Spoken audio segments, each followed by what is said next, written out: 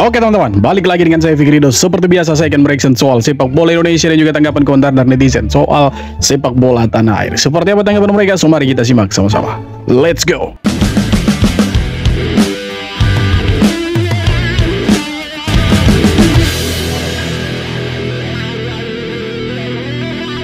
Mahukan. Sekarang ni apa yang aku dapat daripada PSSI adalah bahawa mereka, gambaran yang aku dapat adalah this is serious business. Mereka sedar bahawa ada peluang yang cukup cerah untuk melayakkan diri ke Piala Dunia, dan pada waktu yang sama mereka juga sedar bahawa misi Indonesia bukan sekadar Piala Dunia saja.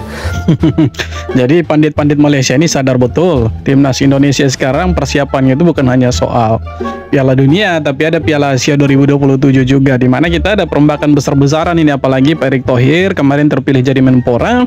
Nah ini kedepannya siapa yang jadi ketua PSSI ini? Oh ngeri ini. Coba kita dengar dulu nih dari pandit-pandit Malaysia, Astro Arena nih. Coba kita dengar.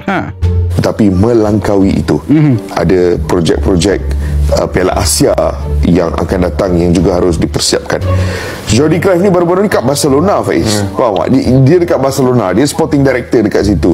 Dia memainkan peranan yang besar dalam membantu Barcelona dalam saat-saat yang sedikit rumit dan sukar dari segi kewangan. Luke De Jong punya era lah dekat Barcelona tu kan. So dia akan yang bawa Ronald Koeman. Itu aku tak pasti. Jadi mereka ketar-ketir sekarang ini. Lihat timnas Indonesia bukan hanya soal pemainnya, mulai dari pengurus federasinya itu ada orang yang pernah bawa Barcelona keluar dari masa-masa keterpurukannya, si Jordi Cruyff itu teman-teman. Jadi sekarang memang Indonesia timnasnya itu tidak main-main, apalagi untuk persiapan Piala Dunia dan juga Piala Asia. Ya semoga lah di ronde keempat nanti kita bisa dapat hasil yang maksimal, kita dapat 6 poin dan kita lolos langsung. Tapi rasanya mustahil.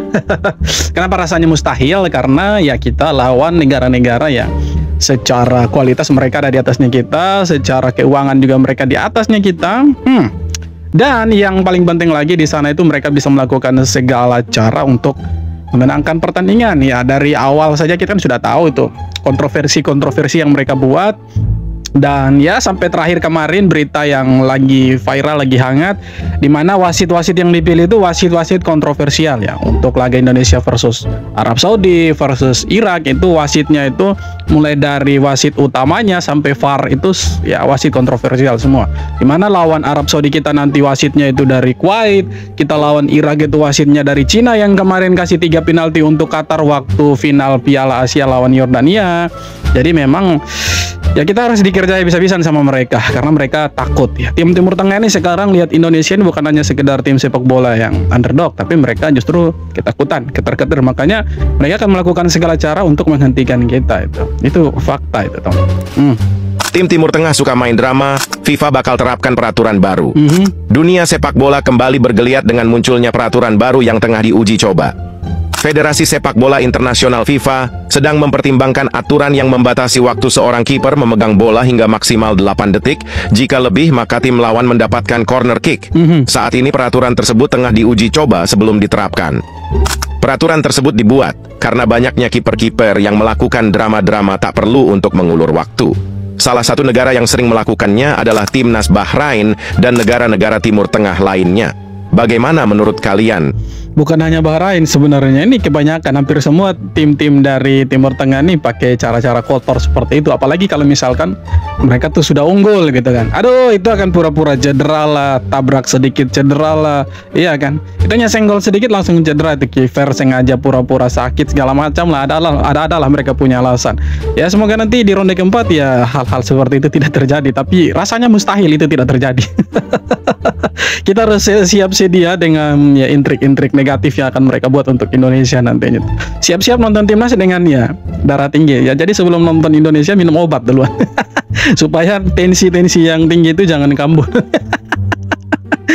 Timnas Indonesia bikin Timur Tengah ketar-ketir. Erick Thohir bongkar cara kotor mereka buat jegal Garuda ke Piala Dunia. Erick Thohir meledak, ketum PSSI itu nyindir keras pihak-pihak yang ketar-ketir lihat kebangkitan Timnas Indonesia sampai-sampai nekat main kotor biar Garuda gagal terbang ke Piala Dunia 2026. Erick bilang seharusnya sepak bola itu menyatukan, bukannya malah bikin akal-akalan buat ngejegal tim yang lagi berkembang pesat. Apalagi sekarang Indonesia udah melesat ke ranking FIFA 119 berkat suntikan pemain naturalisasi dan diaspora serta siap tempur di ronde keempat kualifikasi Piala Dunia zona Asia Oktober nanti. Tonton pertandingan Timnas Indonesia, klik link di bio. Erick Thohir bahkan buka-bukaan soal dugaan permainan licik, mulai dari wasit yang berasal dari kawasan sama dengan lawan, jadwal laga yang diatur seenaknya, sampai perubahan aturan tuan rumah netral yang tiba-tiba diganti. PSSI pun udah resmi layangkan surat protes ke FIFA dan AFC biar Indonesia nggak terus dirugikan. Erick Thohir minta wasit netral dari negara jauh kayak Jepang, Australia, atau Eropa biar jalan Garuda ke Piala Dunia nggak dipenuhi tipu daya. Timur Tengah mulai panas dingin, Garuda siap terbang tinggi. Masalahnya, walaupun Indonesia kasih keluar surat protes ke AFC, itu tidak akan digubris. Sudah berapa kali, ya kan, mulai dari yang kita dicurangi sama Bahrain, ya kan. Wasitnya itu diminta untuk ya dikasih sanksi, surat kan sudah dikasih ke AFC. Buktinya apa? Tidak ada kan sampai hari ini. Kemarin soal wasit dari Kuwait itu kan PSSI juga sudah kasih keluar surat protes, tapi ya sampai hari ini AFC tidak gubris. Ya tidak akan pernah digubris lah kalau Indonesia yang protes gitu. Kenapa? Karena di sana tidak ada orang-orang Indonesia gitu. Dari exco-nya lah, divisi ini divisi itu, urus apapun tidak ada orang Indonesia. Kalaupun ada orang Indonesia ya yang cetek-cetek lah ya. Jadi susah lah untuk kita setir mereka, kecuali kita punya banyak uang mau sogok mereka. Tapi kan cara-cara itu kan cara-cara kotor kan gitu. Jadi ya lihat saja teman-teman ke depannya. Ini mereka pasti akan mencurangi Indonesia habis-habisan. Karena yang duduk di AFC itu bukan ya orang-orang dari non-Arab, semuanya tuh orang-orang Arab di situ. Bahkan ketua AFC itu kan orang Bahrain itu. Jadi dia akan atur ini Arab nanti lolos lewat ronde 4 atau Irak lolos lewat ronde 5, nanti mereka yang atur. Sedangkan Indonesia ya lihat saja, nanti Indonesia pasti akan gigit jari nanti kalau kita tidak memanfaatkan momentum di pertandingan. Kalau kita tidak bisa menang, ya mereka akan menang dengan cara-cara yang kotor nantinya tuh. Percayalah. AFC kembali berulah. Netralitas sepak bola Asia, apa sudah dibeli Arab? Hal konyol ini bikin publik geleng kepala. Bayangkan, laga hidup mati Timnas Indonesia di ronde 4 kualifikasi Piala Dunia 2026 justru dipimpin wasit asal Kuwait. Ya, Kuwait, satu kawasan dengan lawan kita, Arab Saudi dan Irak. Seakan-akan AFC memang takut Indonesia melaju lebih jauh. Indonesia satu-satunya tim non Timur Tengah, tapi yang pegang peluit dari Timur Tengah juga. Netralitas di mana coba? Erick Thohir pun langsung angkat suara. PSSI sudah melayangkan surat ke FIFA dan AFC mendesak wasit diganti dengan yang lebih netral. Entah dari Jepang, Australia, bahkan Eropa sekalipun, demi menjunjung asas fair play. Kita ingat betul, dulu ada wasit botak yang juga dari satu kawasan Arab bikin kacau di laga Bahrain lawan Indonesia. Bayangkan, tambahan waktu 90+6 jadi 99 menit. Keputusan ngawur yang bikin publik Indonesia trauma. Jangan-jangan ini mau terulang lagi? Jadi sekarang pertanyaannya, AFC ini sebenarnya Asian Football Confederation atau jangan-jangan Arab Federation Cup? Kalau wasitnya tetap dibiarkan begini, apakah Indonesia masih bisa berharap keadilan? Atau kita harus siap menghadapi permainan kotor di luar lapangan? Ya bullshit lah dengan keadilan, omong kosong banyak gitu. Bullshit pokoknya soal keadilan atau omong kosong. Apalagi soal bola kan. Yang pegang AFC itu orang Timur Tengah. Kita mau protes sampai ke FIFA sekalipun, ya walaupun banyak yang bilang Erick Thohir sama si Infantino itu kan mereka teman, katanya sahabat. Percuma. Kenapa percuma? Kalau lapor FIFA bilang itu urusannya AFC begitu. Jadi kalaupun kita lapor sampai ke FIFA mau buat apa? Tidak akan pernah bisa buat apa-apa mereka itu. Toh mereka juga orang-orang di sana korup semua. Iya kan? Apalagi di AFC mereka tidak akan mungkin gubris, tidak mungkin urus itu. Apalagi kan ini ada wacana Arab Saudi akan jadi tuan rumah Piala Dunia berikutnya setelah 2026 ini. Jadi ya pastinya mereka akan buat segala cara supaya ya Irak ataupun ya Arab Saudi, negara-negara Arab lah secara umum bisa berjaya lah nanti di Piala Dunia gitu kan. Kalau Indonesia mah ya tidak dianggap, Asia Tenggara apalagi percuma kan. Jadi ya siap-siap saja kita. Darah tinggi naik, tensi naik, gula naik. Semua penyakit kil kambuh nanti. Semakin menjadi-jadi, AFC resmi tunjuk full wasit dari Timur Tengah untuk laga Indonesia versus Arab Saudi. Jelang laga kualifikasi Piala Dunia ronde 4, AFC mengeluarkan keputusan kontroversial terkait penunjukan perwasitan. Dalam laga yang mempertemukan tuan rumah Arab Saudi versus Indonesia, AFC justru menunjuk wasit yang seluruhnya dari negara sekutu Arab Saudi, yakni Kuwait yang juga berasal dari Timur Tengah. Dari wasit utama, asisten wasit, wasit cadang hingga wasit VAR semua satu paket dari Kuwait. Terbaru PSSI melalui Erick Thohir mengungkapkan telah mengirim surat protes terkait penunjukan wasit tersebut yang tentunya merugikan timnas Indonesia. Percuma mau kasih keluar surat 100.000 kali pun surat yang dikasih keluar protesnya ke AFC itu tidak akan digubris sama si kambing-kambing di sana, onta-onta di sana itu kan gitu. Percuma, gitu. Mereka tidak akan gubris. Pertanyaannya kapan sih kita kasih keluar surat, PSSI kasih keluar surat kemudian digubris sama mereka? Kapan? Kapan? Tidak pernah kan? Jadi percuma kita mau protes pun ya tidak bisa. Tapi apresiasi untuk PSSI sudah melakukan segala cara untuk menghentikan permainannya mereka gitu. Walaupun ya kita tidak dianggap kan begitu sebenarnya. Kalau FIFA bilang Anda mundur, ya mundur, selesai. Erick Thohir mundur dari PSSI. Gila, lagi bagus-bagusnya malah ditinggal. Secara resmi Erick Thohir telah dilantik menjadi Menteri Pemuda dan Olahraga, menggantikan Dito Aryo Tejo. Lalu bagaimana dengan nasib PSSI? Dirinya menegaskan, semua aturan tergantung dari FIFA. Bila diminta mundur oleh FIFA, dirinya secara tegas akan mundur dari PSSI. Erick Thohir juga berkomitmen untuk memberikan perhatian ke semua cabang olahraga ke depannya. Meski begitu, ia tetap akan menentukan skala prioritas. Gimana menurut lo, Ces? Siapa nih yang paling cocok buat gantiin Pak Erick kalau dia mundur dari PSSI? Bisa lah Ratu Tisa gitu kan. Tapi pertanyaan yang terbesar di kepala supporter Timnas Indonesia itu, apakah Timnas Indonesia atau sepak bola Indonesia akan jauh lebih bagus ketika Pak Erick Thohir misalkan nanti mengundurkan diri, atau justru kita tenggelam lagi ke era kegelapan gitu. Apakah naturalisasi akan tetap dilanjutkan atau stagnan begitu-begitu saja atau di stop naturalisasinya, kan itu kita tidak tahu. Tapi ya kita berharap ketika Pak Erick Thohir nanti mundur dan digantikan oleh orang baru, sepak bola kita semakin bagus lagi. Apalagi kan Pak Erick Thohir jadi Menpora ini. Semoga semua cabang olahraga itu bisa mengharumkan nama Indonesia, apalagi sepak bola yang lagi dalam tren positif ini sekarang, iya kan?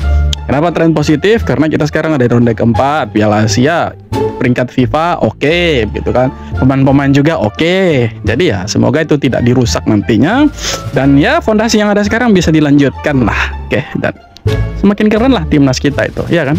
Perhitungan poin FIFA Timnas Indonesia di round 4.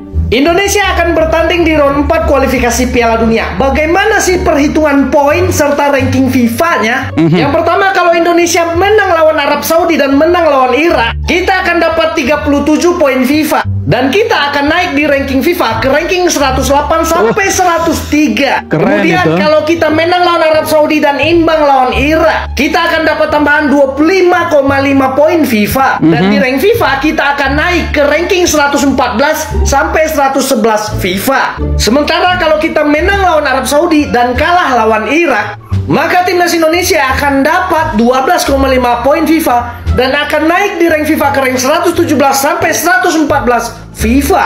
Nah, kalau kita imbang lawan Arab dan imbang lawan Irak, kita akan dapat 12,5 poin FIFA dan kita akan tertahan di rank 117 sampai 114 FIFA. Kalau kita imbang lawan Arab Saudi dan kalah lawan Irak, kita akan tertahan di rank 119 FIFA. Sementara kalau kita kalah lawan Arab Saudi dan kalah lawan Irak, kita akan kehilangan 12,5 poin dan kita akan terjun ke rank 124 FIFA di bawah ranking timnas Malaysia. Kira-kira gimana peluang timnas Indonesia di round 4? Salam. Ya, kita harus bisa setidaknya imbang atau menang lah lawan dua negara nih, Irak sama Arab Saudi. Nah, kalau kita kalah, ya pasti kita akan turun peringkat, itu harga mati itu teman-teman. Semua sudah tahu lah. Dan ya Malaysia akan lari lewat kita, dan percayalah mereka akan semakin sombong, koar-koar, ya kan.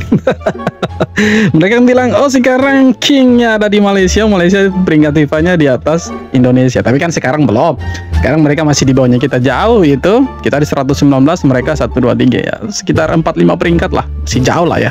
Jadi kalau kita bisa menang nanti di dua pertandingan lawan Irak, lawan Arab Saudi, kita naik peringkat. Tapi kalau kalah ya sudah otomatis kita turun di bawahnya Malaysia, dan pasti mereka akan sombong. Tapi jangan sampai kalah lah. Jangan sampai kalah. Imbang, menang.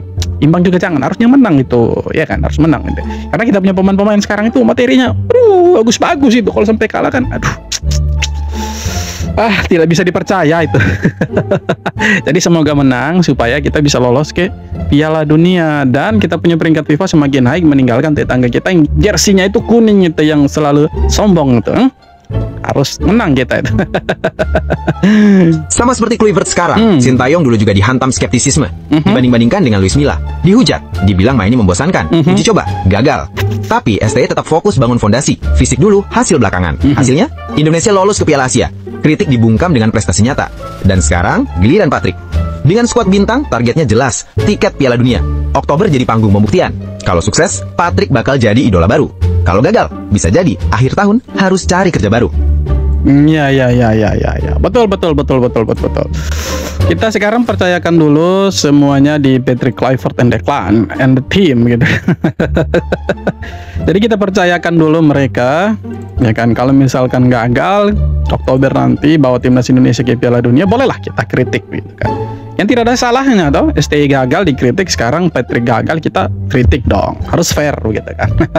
Jadi jangan berat sebelah gitu, jadi terlihat seolah-olah menjilat begitu kan, satu pihak. Jangan, kita harus netral. Kalau menang ya menang, kalau kalah ya kita kritik begitu. Kritik yang perlu kita kritik, dukung yang perlu kita dukung, begitu baru betul. Oke teman-teman, terima kasih banyak sudah nonton video ini sampai akhir, dan sekali lagi jangan lupa like, comment, dan subscribe. Terima kasih banyak, kita jumpa lagi di video-video berikutnya. Thank you.